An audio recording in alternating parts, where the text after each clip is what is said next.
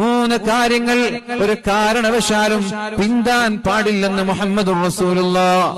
ഒന്ന്, നിസ്കാരത്തിന്റെ സമയമായാൽ ഒരു കാരണവശാലും നിസ്കാരം പിന്താൻ പാടില്ല. ളുഹറിന്റെ ബാങ്ക് കൊടുത്താൽ ഉടനെ നിസ്കരിച്ചേക്കണം. അസർ ബാങ്ക് കൊടുത്താൽ ഉടനെ നിസ്കരിച്ചേക്കണം. അത് മഗ്രിബിലേക്ക് വെക്കരുത്.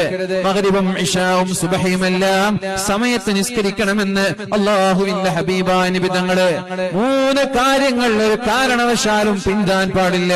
അതിലൊന്ന് നിസ്കാരമാണ്.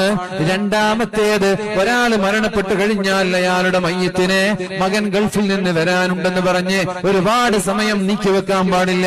നാളെ മകൻ വരും, നാളെയാവട്ടെ. മറ്റന്നാൾ മകൻ വരും, മറ്റന്നാളാവട്ടെ.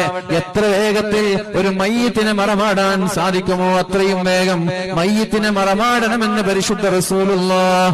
മൂന്നാമതായി അല്ലാഹുവിന്റെ ഹബീബായ മുഹമ്മദുർ റസൂലുള്ളാഹ് സല്ലല്ലാഹു അലൈഹി വസല്ലമ തങ്ങൾ പറഞ്ഞത്, പ്രിയപ്പെട്ടവരെ, കല്യാണം കഴിക്കാനുള്ള പ്രായമായാൽ ഒരു കാരണവശാലും ആ വിവാഹം വൈകാൻ പാടില്ലെന്ന് ശഫീഉനാ റസൂലുള്ളാഹ്.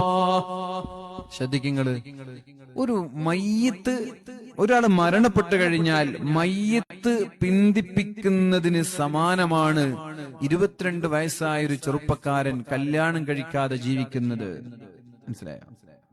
ഒരാൾ മരിച്ചു, മാക്സിമം പോയ ഒരു ദിവസം, അതിനിടെ അപ്പുറം നീണ്ടുപോകില്ല. 2 ദിവസത്തിലേക്ക് ഒരു മരണവും നീണ്ടുപോകില്ല, മയ്യത്ത് നീണ്ടുപോകില്ല. ആ മയ്യത്തിന് നിങ്ങൾ ഒരാഴ്ചയിലേക്ക് നീട്ടിവെക്കുന്നുണ്ടോ?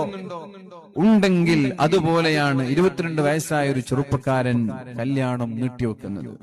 18 വയസ്സായ ഒരു പെൺകുട്ടി വിവാഹം നീട്ടിവെക്കുന്നത്. ഒരു ദിവസമാണെങ്കിൽ അപകടം, 2 ദിവസമാണെങ്കിൽ അപകടം. പിന്നെ 18 നിന്ന് 25 എത്തിയാലോ?